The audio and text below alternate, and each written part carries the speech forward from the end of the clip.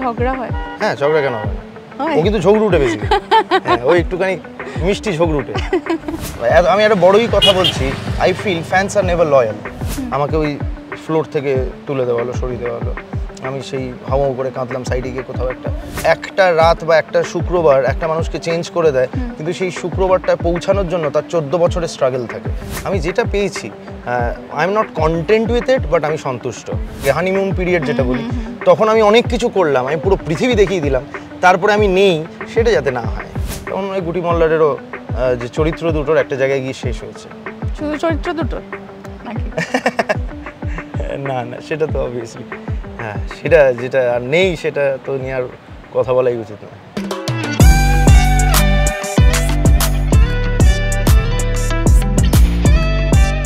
শৈলশহর দার্জিলিংয়ে নতুন ছবি ঝড়ের শুটিং। দার্জিলিং থেকে 15 কিলোমিটার দূরে শুটিং স্পট। সেখানেই দেখা মিলল সৌরভ দাসের। জিপে বসে শট চলছিল তখন। শটের ফাঁকে আনন্দবাজার অনলাইনের সঙ্গে আড্ডা জমালেন নায়ক। ঘন কুয়াশায় ঢাকা শিব মন্দিরের মাঝে বয়ে চলা পাহাড়ি নদীর উপর জামুনি ব্রিজে হাঁটতে হাঁটতে স্মৃতিমেদুর সৌরভ। ইন্ডাস্ট্রির লড়াই, লাভ লাইফ, পরিবার সব নিয়ে মুখ খুললেন অভিনেতা।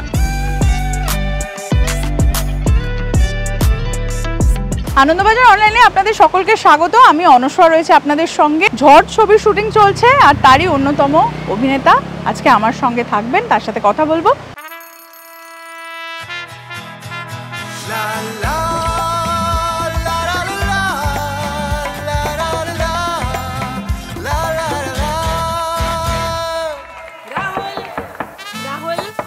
तन के साथ मन को जगाओ वी-गार्ड वाटर हीटर्स के संग वी-गार्ड। সৌরভ দাস, তিনি আপাতত প্রাকৃতিক দৃশ্য দেখতে মগ্ন। সত্যি বলো সৌরভ দা, এই ধরনের দৃশ্য তো আমরা সচরাচর দেখতে পাই না রেগুলার, তো এটা কতটা এনজয় করো পাহাড়ে আসলে? এটাই plus point actually, the work that I do, যে আমি অনেক জায়গায় যাই, অনেক শুটিংয়ে অনেক জায়গায়, বিভিন্ন জায়গায় যাই, সেই জায়গাগুলো এক্সপ্লোর করার হয়তো সময় পাই না, কিন্তু একটু সময় বার করে এক্সপ্লোর করি, যেরকম এখন করছি। আমার এখন শর্ট নেই, তো সেক্ষেত্রে একটুখানি ঘুরে বেড়াচ্ছি, দেখছি, ভালোই লাগছে।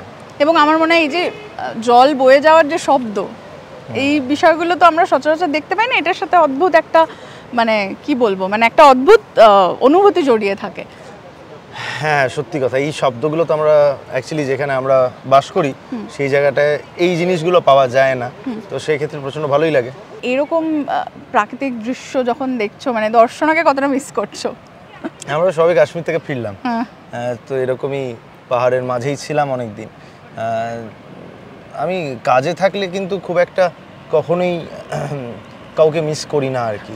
সেই জায়গাটায় আমি সেই পরিবারের জায়গায়, কাজের জায়গায়।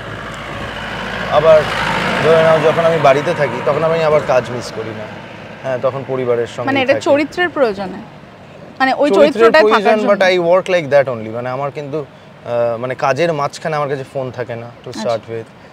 সেটা আমার অ্যাসিস্ট্যান্টের কাছে থাকে বা হুএভার কারোর কাছে থাকে, যে আমি ফোনে আমায় পাওয়া যায় না, সেই কারণেই মোস্ট অফ দ্য টাইম যখন আমি শুটিং করি আমি ফোন ধরি না বা ফোনের কাছে থাকি না, ওইটা আমার প্রিন্সিপাল। তো সেইটাই আর কি, যে আমি ওরকমভাবে মিস করি না। যে এখন যখন পাহাড়ে এসছি আমি, তখন এই কাজটার জন্যই এসছি, তো সেক্ষেত্রে ওরমভাবে কাউকেই আমি মিস করছি বা থাকলে ভালো হতো ওই জায়গাটাই পৌঁছাই না। তার কারণ হচ্ছে আমি ডিস্ট্র্যাক্টেড হব। ওকে, তো এটা বলো যে মানে ধরো প্রত্যেকটা কাজ তো একে অন্যকে ছাপিয়ে যাওয়ার একটা প্রচেষ্টা প্রত্যেকজন অ্যাক্টরেরই থাকে। মানে তোমারও ধরো প্রত্যেকটা কাজ মানে পরেরটা যখন তার থেকে বেটার করবো, এরকম একটা প্রচেষ্টা প্রত্যেকের থাকে। তো সেক্ষেত্রে যখন নতুন একটা ক্যারেক্টার আসে সেটাকেও সেই জায়গায় নিয়ে যাব এরকম একটা ভাবনাও থাকে, কিন্তু সব ক্ষেত্রে সেটা হয়ে ওঠে না। মানে ধরো এখনও যদি তোমাকে দেখে অনেকেই মন্টু পাইলট বলে ডাকেন, ওই কাজটা যেমন ওই জায়গায় গিয়েছিল, তো সেখানে দাঁড়িয়ে তোমার নিজের মধ্যে কখনো এই প্রতিযোগিতাটা চলে যে আমাকে মন্টু পাইলটকে ছাপিয়ে যেতে হবে কোথাও? না, সেটা কখনোই হয় না। তার কারণ মন্টু পাইলট যখন হয়নি তখন মানুষের চরিত্রহীনের নাম নিত, চরিত্রহীন যখন হয়নি তখন মানুষের গুটি মল্লারের নাম নিত, গুটি মল্লার যখন হয়নি তখন মানুষ বিরসার নাম নিত। তো সেক্ষেত্রে উইথ টাইম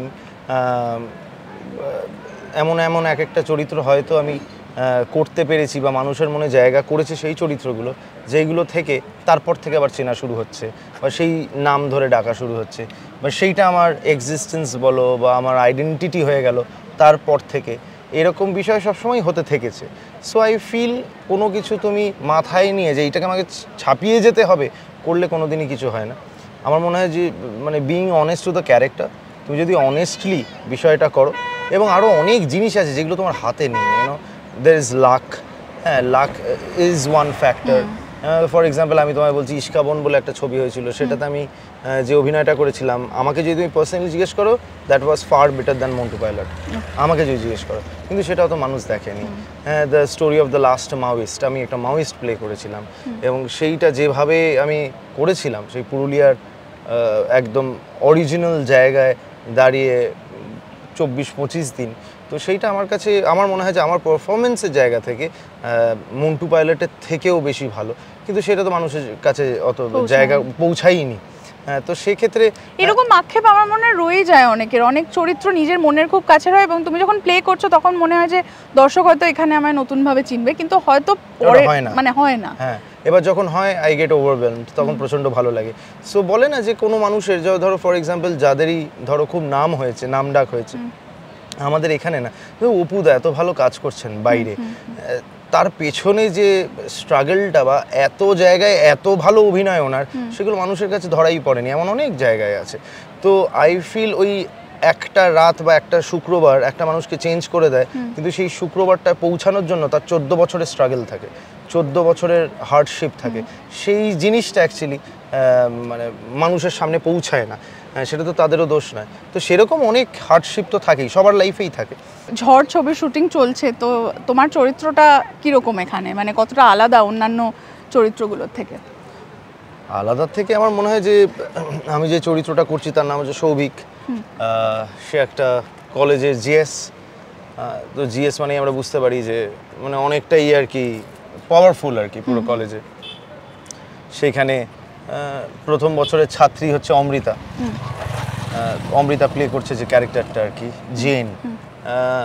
এবং সেইখানে অ্যাকচুয়ালি বনি নয়, বনি কলকাতার, সে এখানে কোনো একটা কারণে আসে, এমন কিছু ঘটনা ঘটে এখানে যে কারণে সেই পুলিশ ইন্সপেক্টরের ক্যারেক্টারে বনি সে এই পাহাড়ে আসে, এবং সেখান থেকেই পুরো ছবিটা আনফোল্ড হয়, গল্পটা আস্তে আস্তে ওখান থেকেই চলতে শুরু করে বলা যায়।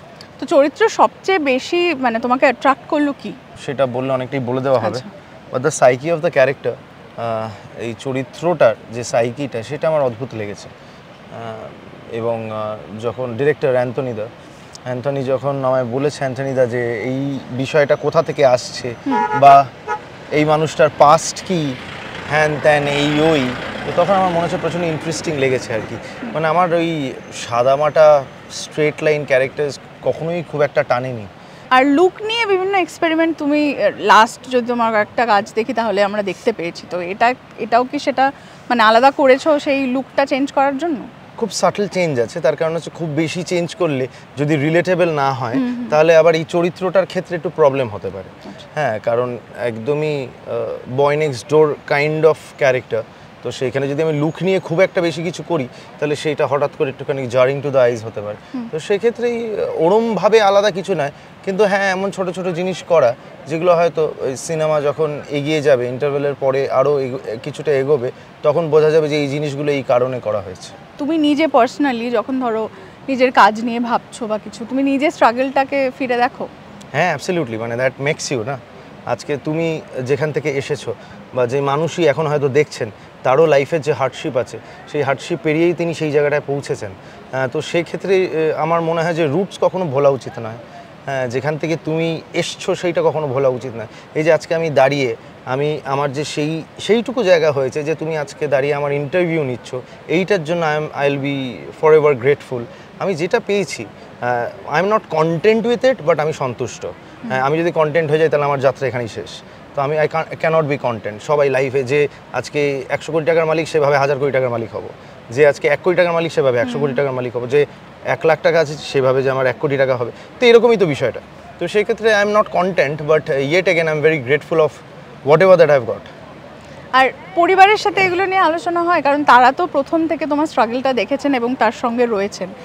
হয়তো মাঝ রাস্তায় ধরো বহু মানুষ এসেছেন, জীবন থেকে চলে গিয়েছেন, কিন্তু ওই কয়েকজন পরিবারের সদস্য যারা পুরোটাই তোমার জার্নিটায় পুরো সঙ্গে রয়েছে। হ্যাঁ, সে তো বাবা মা বোন, এই তিনজন সবসময় আমার সঙ্গে ছিল। না এমন সময়ও হয়েছে যখন when I was not doing good বা আমি কোনো কিছুই করতে পারছিলাম না, they also started doubting me, এরকমও সময় এসছে। আমার মনে হয় যে আমিও যদি তাদের জায়গায় থাকতাম তাই হতো, একই জিনিস হতো আর কি। মানে যে আমি কখনোই বলবো না যে হ্যাঁ তারা জানতোই যে আমি কিছু একটা করবো, না সেটার কিন্তু নয়। কিন্তু বিষয়টা হচ্ছে যে আমি জানতাম যে আমি ছোটোবেলা আমি গুটি মল্লার একটা ডায়লগও অ্যাড করেছিলাম। মল্লার বলে বাবাকে, সে বেসিক্যালি তো গুটি মল্লার যারা দেখেননি তারা হয়তো রিলেট করতে পারবেন না, যে মল্লার ওয়াজ বেসিক্যালি আ ফেলিয়ার। সে পড়াশোনায় প্রচণ্ড ভালো, ইন্টারভিউতে গেলেই তোতলায় পারে না, ক্র্যাক করতে পারে না। তো সে একটা জায়গায় বাবাকে বলতো, বাবা খুব বকলো একদিন এবং বাবাকে বললো যে বাবা দেখো ঠিক একদিন আমি বড় হব। So that person, that character had that gut, এটা আমি ঢুকিয়েছিলাম আমার নিজের লাইফ থেকে। কারণ আমিও বাবাকে একবার বলেছিলাম যখন আমি কিছুই পারছিলাম না, কোনো কিছুতেই সাকসেসফুল হচ্ছিলাম না, সাকসেসফুল ছাড়াও আমি ফেল করছিলাম, তখন আমি বাবাকে বলেছিলাম দেখো আমি কী করবো আমি নিজেও জানি না, কিন্তু কিছু একটা করবো যেটা মানে নাম হবে মানে আমি করতে পারবো। হ্যাঁ, সো সেইটা সবসময় মাথায় ছিল যে আমি কিছু না কিছু তো একটা করবোই। কী সেটা জানতাম না, সেটা আস্তে আস্তে বুঝতে পারলাম, এখন বুঝতে পারি। স্ট্রাগল পিরিয়ডের এরকম কোনো কথা যেটা তোমাকে আগে এগিয়ে নিয়ে যেতে সাহায্য করেছে? মানে হয় না অনেক কথা হয়তো আমাদের গায়ে লাগে বা আমাদের ইন্সপায়ার করে কোথাও গিয়ে, হয়তো সেই সময় খারাপ লাগে শুনতে, কিন্তু সামহাও ওটা আমাদের ঠেলে দেয় ভালো কাজের দিকে, এরকম কিছু ঘটনা? দেখো ওরকমভাবে কি ঠেলে দিয়েছে আমার তো এখন মাথায় আসছে না। এমন অনেক failures have made me, I feel এত ফেলিয়ার্স সেইটাই আমায় বানিয়েছে। আমি যখন অভিনয় শুরু করেছি তার আগে গান গাইতাম, তারপরে আমার যে ব্যান্ড ছিল সেটা ভেঙে যায়, আবার ফেলিয়ার। তারপরে আস্তে আস্তে যখন ছবি নিয়ে ঘুরতাম, অভিনয়ে ঢুকলাম, প্রথম একটা বড় ছবিতে একটা 1 মিনিটের পার্ট পেয়েছিলাম, 1 মিনিটও না 30 সেকেন্ডের পার্ট পেয়েছিলাম। তো সেখানে যখন আমি অভিনয় করতে বসলাম প্রথমবার ঠিক নয়, ওই আর কি অনেক ছোটো ছোটো ক্যারেক্টার করতাম। তো সেই ছবিতে যখন বিশাল বড় ডিরেক্টর, তো যখন আমি করছি আর কি, তখন হয়তো ঠিকমতো পারছি না, সেই সময় আমার ডিরেক্টর বললো তার অ্যাসোসিয়েটকে যে তুমি এই চরিত্রটা করে দাও। আমি কেন সময় নষ্ট করছি আমি জানি না, আমাকে ওই ফ্লোর থেকে তুলে দেওয়া হলো, সরিয়ে দেওয়া হলো। আমি সেই হাওয়া করে কাঁদলাম সাইডে গিয়ে কোথাও একটা, তো সেইটাও ফেলিয়ার। কিন্তু তারপরে ঠিক করেছিলাম যে না, আমি আর তো কিছু করার মতো নেই, আমাকে এটাই করতে হবে, এইটাতেই নাম করতে হবে বা হোয়াটএভার আমার করে খেতে হবে টাইপস। তারপর খুব মনোযোগ দিলাম, রাতের পর রাত, হ্যাঁ অনেক কিছু দেখতাম, মানে প্রত্যেকটা চরিত্র কিভাবে টেনে নিয়ে যাওয়া হচ্ছে, বাইসেক্ট করতাম। আইবল, আগে প্রচণ্ড আইবলস দেখতাম আমি, বড় বড় অভিনেতাদের আইবল কিভাবে অপারেট করে, কেন করছে, চোখটা মেইন ওয়েপন, সেইটা বুঝতে শুরু করলাম। আমায় একটা বন্ধু হঠাৎ করে বলল তোর অনেক দূর যাওয়া উচিত, তোর খুব বড় বড় চোখ, এক্সপ্রেসিভ আইস। সেটা আমি তখন বুঝিনি, আস্তে আস্তে বুঝতে শুরু করলাম। তো এই are working on your self, আমি আস্তে আস্তে যখন ওয়ার্ক করা শুরু করলাম নিজের উপর, তখন আস্তে আস্তে আমি ফল পেতে শুরু করলাম, মানুষজন ভালো বলতে শুরু করলো। যখন আমি সিরিয়াল করতাম তখন বয়স্ক মানুষেরা, এরকম হয়েছে যে একজন হসপিটালে ভর্তি একজন মানুষ, তখন সে বয়ে গেল দেখতো, এবং মাকে বলেছিল যে সারাদিনটা খুব ব্যথার মধ্যে থাকি, ওই 8টা থেকে 8:30, এখনও টাইমটাও মনে আছে, 8টা থেকে 8:30টা খুব হাসি, খুব আনন্দ পাই তোমার ছেলের জন্য। সো হ্যাঁ, এই জিনিসগুলো কখনোই ভুলি না আমি। তোমাদের এখন আইডিয়াল কাপল বলা হয় তোমাকে এবং দর্শনাকে বলা যেতে পারে, মানে প্রচুর রিলস দেখি, প্রচুর কিছু দেখি, এবং সেখানে বেশ কিছু খুনসুটির মুহূর্ত থাকে, বেশ কিছু মিষ্টি মুহূর্ত থাকে, যেগুলো নিয়ে সোশ্যাল মিডিয়ায় প্রচুর বিষয় নিয়ে সবাই ট্রোল করে, যেগুলো নিয়ে বিভিন্ন রকম কমেন্টস আসে। মানে ধরো তুমি একদিন, আমি দেখছিলাম একটা মিষ্টি ভিডিওতে তুমি দর্শনের পা টিপে দিচ্ছিলে, এটা খুবই মিষ্টি এবং যে কোনো হাজব্যান্ডই হয়তো করেন, কেউ এটা শোকেস করেন, কেউ করেন না। তোমার কখনো মনে হয়েছে যে এটা আবার সোশ্যাল মিডিয়ায় দেওয়ার কি দরকার ছিল, নাকি তুমি খুব কুললি? দেখো আমি তো দিই না, টু স্টার্ট উইথ, আমি এইগুলো দেখবে কখনোই আমার প্রোফাইল থেকে যাবে না। তার কারণ হচ্ছে আমি সোশ্যাল মিডিয়াতে খুব একটা কিছুই শো করতে পছন্দ করি না, আমি ভেরি প্রাইভেট পার্সন। দর্শন আবার আমার মতো নয়, ও অন্য ধরনের, ওর মনে হয়েছে এটা দিতে হবে বা আমি এটা দেবো, আমি এটা শেয়ার করতে চাই আমার মানুষের সঙ্গে, বা আমি just I want to put this up on social media, সেই জন্য সেই করেছে, আমি তো তাকে বারণ করবো না। অ্যাজ সিম্পল অ্যাজ দ্যাট, ও যেটাই করবে, যেটা ওর ইচ্ছা করবে লাইফে সেইটাই করবে, যাতে এক বিন্দু মাত্র 1%-এরও বাধা আমার দিক থেকে না আসে। ইফ শি ওয়ান্টস সাজেশন, তাহলে আমি বলতে পারি যে এটা আমার সাজেশন, হ্যাঁ দরকার হতেই পারে, আমি বলতেই পারি এটা আমার মনে হচ্ছে না ঠিক, তুমি দিতে পারো, বা আমার মনে হচ্ছে ভালো, তুমি এটা দিয়ে দাও। জিজ্ঞেস করতে তুমি সেটা কি বলতে? আমি কোনো কিছুই দিই না, তোমার পার্টি মতো ছেড়ে দাও। ওকে ওকে, আমি তো কোনো কিছুই দিতে চাই না, হ্যাঁ আমার খুব সুন্দর এই দেখুন আমি তো এতদিন ধরে পাহাড়ে শ্যুট করছি, আমি একটা শুধু বাইকের একটা রিল ছেড়েছি, তাও সেটা আমি শ্যুট করিনি। মানে আমি বাইকটা এমনি যখন শর্টে চালাচ্ছিলাম আমার ওই যে ওখানে দেখতে পাচ্ছ সেই 3i একটা ভিডিও তুলে ওটা দেখলাম কি সুন্দর লাগছে, ছেড়ে দিই বলে আমি ওই ভিডিওটা ছেড়েছি, তাছাড়া কোনো ভিডিও দেখবে না। তো সেক্ষেত্রে আমি ভেবেছিলাম যে করবো একটুখানি ভিডিও দেবো, ফলোয়ার্স আসবে, হ্যান তবে হবে। তারপরে দেখলাম যে না, মানে আমার মনে হয় সবই ভেগ আর কি, মানে ইউনো সবই চেঞ্জ হতে থাকে, সব চেঞ্জ হতে থাকে। মানে আমি একটা বড়ই কথা বলছি, I feel fans are never loyal, I feel that. হ্যাঁ, যে আমার এমন অনেক অনুরাগী আছে, অনেক মানুষ আছে যারা প্রচণ্ড ভালোবাসে, বাট ট্রাস্ট মি আজ থেকে 5 বছর পরে আরেকজন আসবে যে মন্টু পাইলট কেন আরও অন্য লেভেলের জিনিস করবে, সে কিন্তু তখন তার ফ্যান হবে। So nothing is constant in life. Tom Hanks বলেছিলেন যে this too shall pass, you having a bad time, this too shall pass, you having a good time, this too shall pass. তো আমি একদমই ওটাই বিশ্বাসী।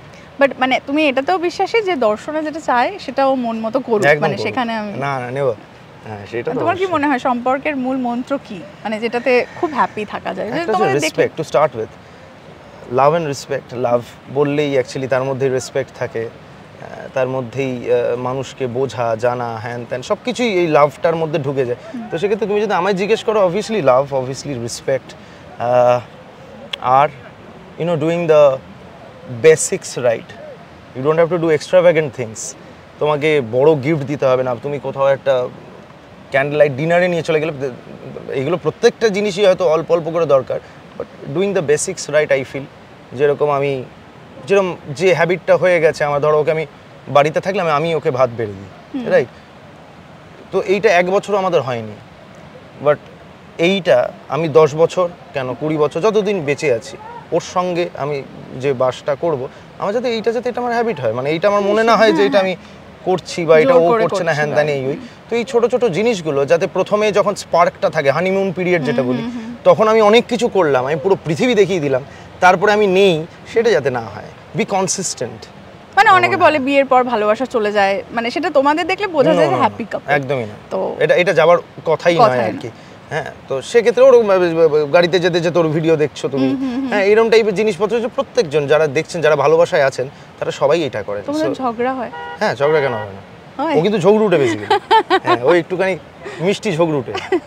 তো সেক্ষেত্রে বাড়িতে if things are not right, ঠিক মতো, আমি আবার একটু রুল বুক মেনে চলি না, কোনোদিনই চলিনি, তো সেক্ষেত্রে একটুখানি তো হয় আর কি, নোকঝোঁক হতেই থাকে। মানে রুল বুক মেনে চলা মানে কি, মানে তুমি যখন যেটা মনে হয় সেটা হ্যাঁ করতে বিশ্বাসী? মানে there is no rule as such, এই রুলগুলো বানানো হয়েছে সব কিছুই।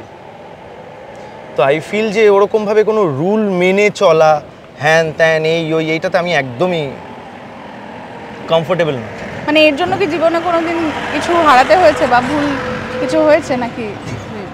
সেরকম অনেক কিছুই হয়েছে, সেরকম তো অনেক কিছুই হারাতে হয়েছে। ওরমভাবে খাতা নিয়ে বসলে হয়তো হ্যাঁ, আবার অনেক কিছু পেয়েওছি, এমন নয় যে আমি ওই রুলটা ভেঙেছি বলেই সেক্ষেত্রে আমি অনেক কিছু পেয়েছি। আমি তো 17 বছর বয়সে যখন আমি মানে বাড়ি ছেড়ে দিয়েছি নয়, মানে যখন আমি বাড়ি থেকে বেরিয়ে রেপার্টরি মেম্বার হই রঙ্গকর্মী, আমি যখন রঙ্গকর্মীতেই ওই আমরা মেঝেতে শুতাম আর কি একটা চাদর পেতে, বছরের পর বছর 4-5 বছর আমি ওরমভাবে মেঝেতে শুয়েছি। তো সেক্ষেত্রেও যখন এখন আমাকে ভালো হোটেলে রাখা হয়, বড় বড় গদি থাকে, সেগুলো লাফ দিয়ে পড়লেই ঢুকে লাফ দিয়ে আবার বাউন্স করে বেরিয়ে যাচ্ছি। এরকম অনেক সময় হয়েছে যে আমি নিচে একটা ছোট্ট তোমার ওই কী বলবো, ওই মোটা শল টাইপের 3-4টে দিয়ে আমি ওইখানে শুয়েছি, এরকম টাইপের। মানে ওই জিনিসগুলো আর কি সবসময় থেকে গেছে আমার সঙ্গে। তো আমি 17 বছর বয়সে যে বাড়ি থেকে বেরিয়েছি, যে আমি অনেক দিন মা বাবার সঙ্গে দেখা হয়নি, হ্যান হয়নি ত্যান হয়নি, তো এটা তো রুল ভাঙাই। তো কোন মানুষ তুমি 17তে বেরিয়ে যায়, সে তো পড়াশোনা করে তারপরে চাকরির জন্য বেরোয় হ্যান ত্যান, সেটা তো রুল ভাঙাই। তো এরকম টাইপের অনেক জিনিসই ঘটিয়েছি। তখন মা বাবা ভাবতো যে গেছে উচ্ছন্নে, তখন বোনকে নিয়ে খুব মনোযোগ দিয়েছিল, কিন্তু জানতো না যে আমার কারখানা তখন চলা শুরু হয়ে গেছে। আচ্ছা, তুমি গুটি মল্লারের কথা বারবার উল্লেখ করলে, তো গুটি মল্লার জুটি কি ফিরবে? গুটি মল্লার খুবই হিট একটা প্রজেক্ট। গুটি মল্লার 3টে, মানে ফ্যান্সরা প্রচুর লেখেও এটা নিয়ে, যে 3টে তো হয়ে গেছিল। গুটি মল্লার, দামদাম দিঘা দিঘা, গুটি মল্লারের অতিথি আর অতিথি, এরকম। আই ডোন্ট থিঙ্ক সো, আমার মনে হয় না যে সবকটাই যদি চলতেই থাকে তাহলে তোমার তো সেইখানে কোথাও গিয়ে কী বলো যে চরিত্রগুলো না কোথাও হারাতে শুরু করে, কারণ গল্প অত ওরমভাবে ভেবে আবার হ্যান ত্যান, আমার মনে হয় প্রত্যেকটা জিনিসের একটা শেষ হয়। তেমন গুটি মল্লারেরও যে চরিত্র দুটোর একটা জায়গায় গিয়ে শেষ হয়েছে। শুধু চরিত্র দুটোর নাকি? না না, সেটা তো অবভিয়াসলি, হ্যাঁ সেটা যেটা আর নেই সেটা তো নিয়ে আর কথা বলাই উচিত না। একদম। আমার মনে হয় যে মানে সত্যি কি মানে না থাকে নাকি যেটা যে সময়টা থাকে সেটা থেকেই যায়, মানে জীবনের একটা আমি প্রত্যেকটা সময় জিনিস রেখে দিই তুলে। আমি লাইফের প্রথম থেকে এখনো পর্যন্ত, সেটা আমার দিদার সঙ্গেই সম্পর্ক হোক বা আমার যে কোনো মানুষের সঙ্গে যার সংস্পর্শে এসেছি, আমার সবার কাছ থেকে কিছু না কিছু তুলে রাখা আছে। সেটা আমার, সেটা আমি অ্যাজ আ হিউম্যান বিইং। একদম। হ্যাঁ, তো সেক্ষেত্রে আমি প্রত্যেকটা, আমি I have never regretted on anything that I have done. আমি প্রত্যেকটা জিনিস থেকে শিখেছি, প্রত্যেকটা জিনিস আমাকে বেটার হিউম্যান বিইং করে দিতে সাহায্য করেছে। So I am grateful to anyone and everyone যার সংস্পর্শে আমি এসেছি। আমি এরমভাবে তোমায় বলছি, অ্যান্ড আই ফিল দ্যাট। তুমি ব্যান্ডের কথা বলছিলে, তো ব্যান্ডে ফেরত যেতে ইচ্ছা হচ্ছে বা কোনোদিন ব্যান্ড করার ইচ্ছা? আমি গান বাজনা আবার শুরু করছি বা অনেক দিন ধরেই ভাবছি, করছি, সময়ের অভাবে হচ্ছে না, বাট অবভিয়াসলি করবো। কেন, আমার কাছে অভিনয় প্রথম প্রেম কখনোই ছিল না। অভিনয় আমার কাছে ছিল হচ্ছে নেসেসিটি, যেটা আমাকে খেতে দেবে। কিন্তু আমার কাছে যদি সবসময় যেটা প্রথম প্রেম আর কি, সেটা আমার গানই ছিল। গান আমি কোনোদিন শিখিনি, কিন্তু এই পারফর্ম করতাম যখন স্টেজে, যে হাইটা পেতাম আর কি, সেইটা আমি কখনোই ওই রকমের হাই আমি কোথাও পাইনি। তো সেক্ষেত্রে হ্যাঁ, আমার প্রচণ্ড ইচ্ছা আছে to get back to singing, to get back to performing in front of people. আমার গান শুনবে, সেটা আছে, সেটা তো করবোই। ওই যে সেলফি তোলার মতোই আর কি, ওই যে সামনে সবাই গাইছে তোমার সঙ্গে, ওটা একটা আলাদা উত্তেজনা থাকে। ওটা আলাদাই, একটা অ্যাড্রিনালিন রাশটাই আলাদা, ওইটা পুরোপুরি আলাদা, very real, and I love real things in life.